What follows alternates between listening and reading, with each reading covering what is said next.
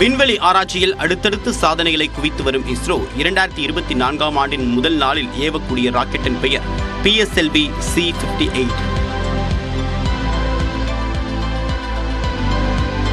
இஸ்ரோவுக்கு மிகவும் நம்பகத்தன்மை வாய்ந்த ராக்கெட்டாக திகழக்கூடிய PSLV வகை ராக்கெட்டின் 60வது விண்வெளி பயணம் இது. 44.4 மீட்டர் உயரமும் 260 டன் எடையும் கொண்ட இந்த PSLV C58 ராக்கெட்டில் ஸ்டார்ட் அப் நிறுவனங்கள், கல்வி நிலையங்கள் மற்றும் இஸ்ரோவின் 11 ராக்கெட்டுகள் ஏவப்படுகின்றன. இவற்றில் முக்கியமானதாக இருப்பது 469 கிலோ எடை கொண்ட எக்ஸ்போசாட் செயற்கைக்கோள்.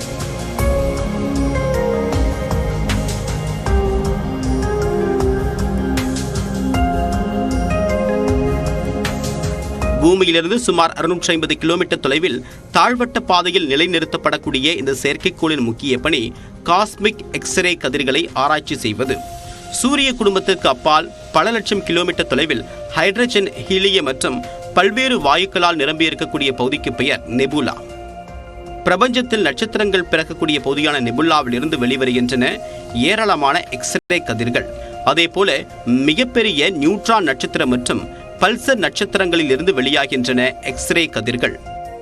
இந்த எக்ஸ்ரே கதிர்களை ஆய்வு செய்வதற்காகவே அனுப்பப்படுகின்றன போலிக்ஸ், எக்ஸ்பெக்ட் ஆகிய 2 கருவிகள் பொருத்தப்பட்ட எக்ஸ்போசாட் செயற்கைக்கோள். எக்ஸ்ரே கதிர்களை ஆய்வு செய்து அதன் ஈர்ப்பு விசைகளை அளவீடு செய்யவுள்ள இந்த எக்ஸ்போசாட் செயற்கைக்கோள் இஸ்ரோவின் முயற்சியில் மிகவும் முக்கியத்துவம் வாய்ந்ததாக பார்க்கப்படுகிறது.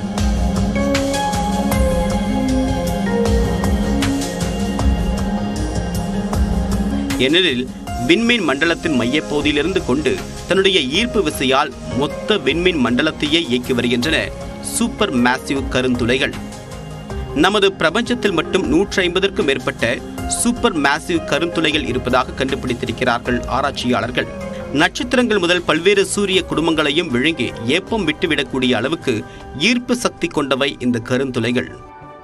எதிர்காலத்தில் பல கோடி ஆண்டுகளுக்கு பின்பு இந்த கருந்துளைகளில் ஏதோ ஒன்றுதான் நமது பூமியையும் நமது பிரபஞ்சத்தில் இருக்கக்கூடிய பல்வேறு கோள்களையும் விழுங்கும் என்கிறார்கள் ஆராய்ச்சியாளர்கள்.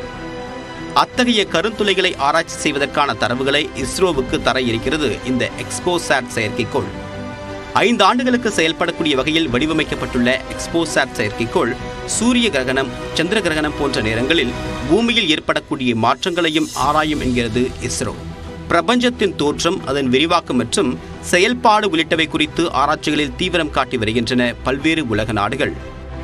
குறிப்பாக பல ஆண்டுகளாக புரியாத புதிராக இருக்கக்கூடிய கருந்துளைகள் குறித்த ஆராய்ச்சிக்கு ஏற்கனவே ஒரு செயற்கைக்கோளை அனுப்பியிருக்கிறது அமெரிக்காவின் நாசா.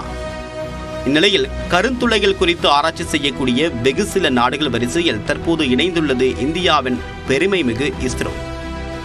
ஏற்கனவே நிலவின் தென் துருவத்தில் முதலாக கால் பதித்து இந்தியாவிற்கு பெருமை சேர்த்த இஸ்ரோ கருந்துளைகள் ஆராய்ச்சியிலும் அடுத்த கட்டத்தை எட்டும் என்று எதிர்பார்த்து காத்திருக்கிறார்கள் உலகம் முழுவதும் இருக்கக்கூடிய அறிவியல் அறிஞர்கள்.